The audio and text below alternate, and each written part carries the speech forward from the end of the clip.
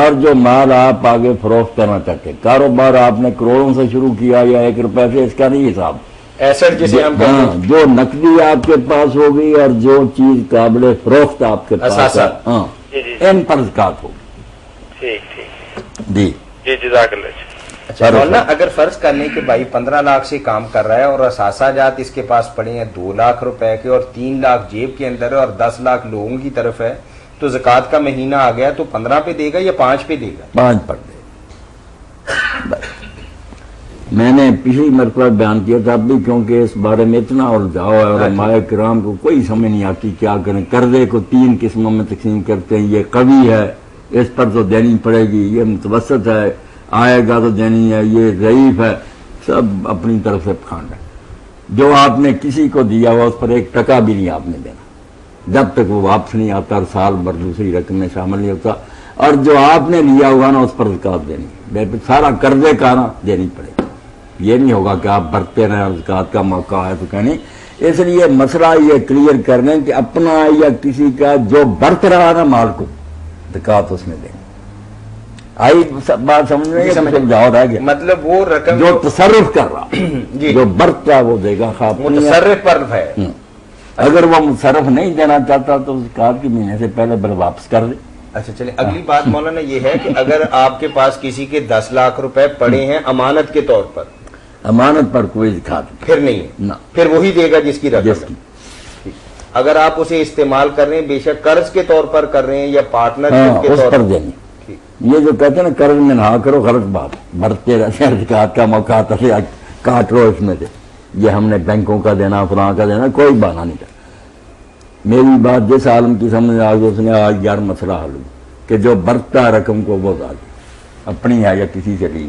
ٹھیک ہے جی بارک اللہ فیک. مولانا ایک بڑا ہی اہم سوال ہمارے پاس آیا ہے اور شاید ہماری آدھی دنیا اس مسئلے کا شکار ہے اللہ یقیناً، اور یہ شاید اس سے بھی زیادہ ہوں، کیونکہ بعض اوقات نارمل حالات کے اندر بیویاں اور بچے بھی اس جرم کے اندر شریک ہو جاتے ہیں. توبہ توبہ. سوال لکھا کہ السلام علیکم وعلیکم مفتی السلام. مولانا محمد اسحاق صاحب السلام علیکم. وعلیکم السلام. بندہ ایک جگہ فیکٹری میں ملازمت کرتا ہے، گاہکوں سے ڈیلنگ ہے، مالک ساتھ دفتر میں بیٹھتا ہے، وہ اکثر جھوٹ بولنے کو کہتا ہے کہ میں بیٹھا ہوا نہیں ہوں. ٹیلی فون پر بھی جھوٹ بولنا پڑتا ہے اور دفتر میں آئے ہوئے لوگوں سے بھی، کیونکہ مالک کے دفتر میں شیشہ ایسا لگا ہوا ہے کہ اندر سے نظر نہیں آتا کہ باہر والوں کو پتا چلے. تو میں مجرم ہوں یا ہم دونوں مجرم ہیں؟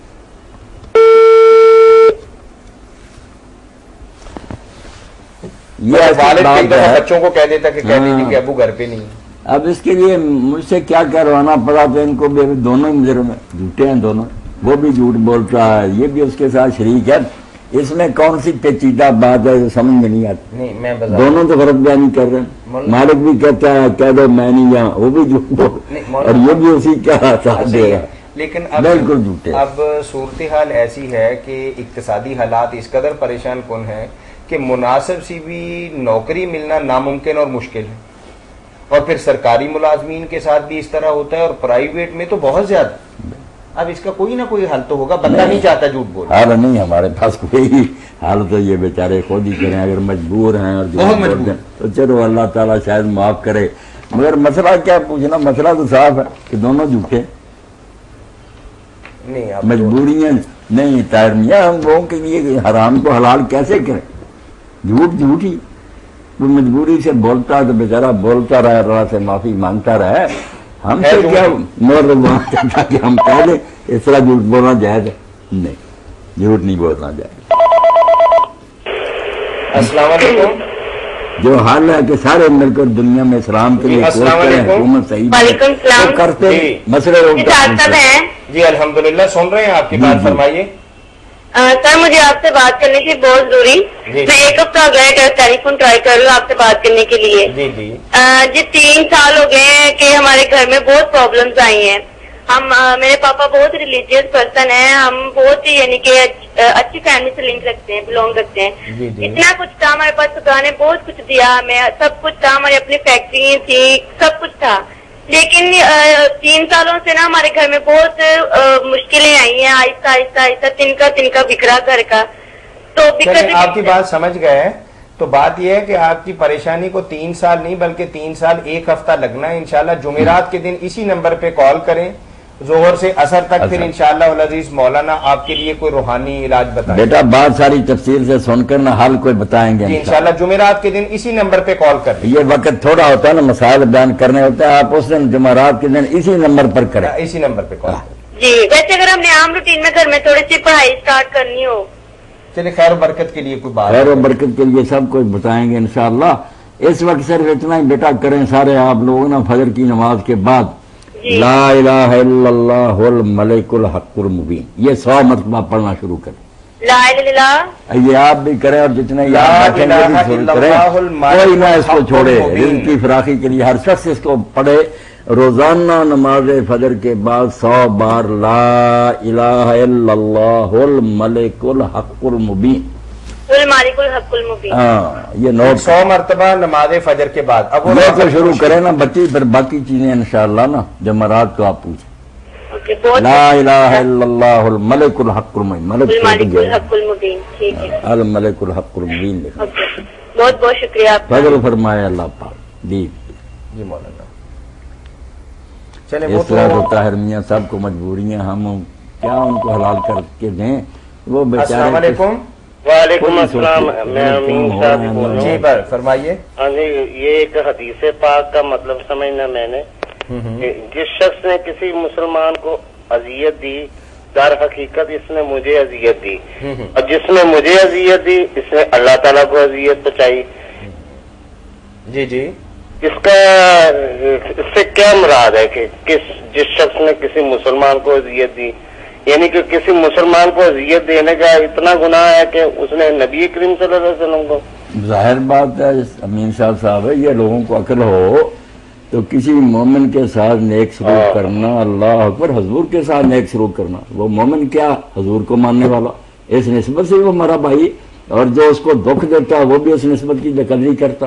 اسے شرم نہیں آئی کہ یہ رسول اللہ کو ماننے والا میں اس سے زیادتی کر. تو یہ بات بالکل ٹھیک ہے کہ جس نے کسی مسلمان کو دکھ دیا اس نے اللہ کے رسول کو دکھ دیا, اور اللہ کے رسول کو جس نے دکھ دیا, اللہ کے رسول کیا خدا کے نمائندے, اللہ کو دکھ دیتا. بہت بڑا جرم ہے, سمجھی نہیں نا امت کہ کلمہ کو دکھ نہیں دینا چاہیے. واہ جی واہ, بہت اچھی بات.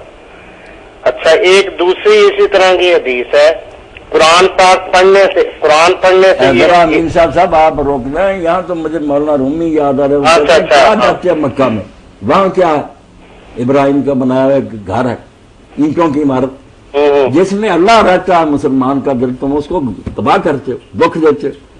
کعبہ بن گیا ہے خلیل آدرست, دل برستاور کے حج اکبر. کعبہ جاتا ہے جہاں پتھروں کا کوٹھا ہے, اور جہاں رب جلیل رہتا ہے مومن کے دل میں, اس کو تو ڈا دیتا. جب دکھ دیا مسلمان کو, اس کا دل زخمی ہو گیا, اللہ تعالیٰ کا گھر گرا دیا تو. مگر کیا بیان کرے, ساری امت بھول گئی اس بات کو. آج کل تو قدم قدم تک بات میں لوگ ایک دوسرے کو اتنا دکھ دیتے ہیں, اس کا کیا نبی علیہ الصلوۃ والسلام نے جب 3 بار فرمایا اللہ کی قسم وہ مومن نہیں, اللہ کی قسم وہ مومن نہیں, اللہ کی قسم, تو صحابہ کانپ گئے کہ کون ہے وہ نامراد. لوگوں نے پوچھا یا رسول اللہ وہ کون ہے, آپ فرماتے ہیں اللہ کے, فرمایا اللہ دی لا یامنو جارو بوائک, جس کا پاس رہنے والا آدمی اس کی شرارتوں سے معمون نہیں ہے, محفوظ نہیں, دکھ دیتا ہے پڑوسی کو. 3 بار فرمایا کہ اللہ کی قسم وہ کوئی مومن ہوتا تو ایسا کرتا.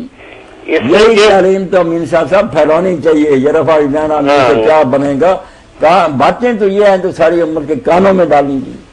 اس کا مطلب یہ ہے کہ جتنی مرضی عبادت کر لے وہ بدنی عبادت کر لے, اور اللہ تعالیٰ کو جتنا مرضی وہ ہو ہا کر کے جیسے وہ اپنا کچھ نہیں ملے گا, ذکر اذکار کر لے, اور لیکن ہمسایوں کو اور ملنے جلنے والوں کو. یہ تو امین صاحب بھائی آپ جانتے اللہ تو غنی ہے, اس کو ہماری باتوں کیا ضرورت.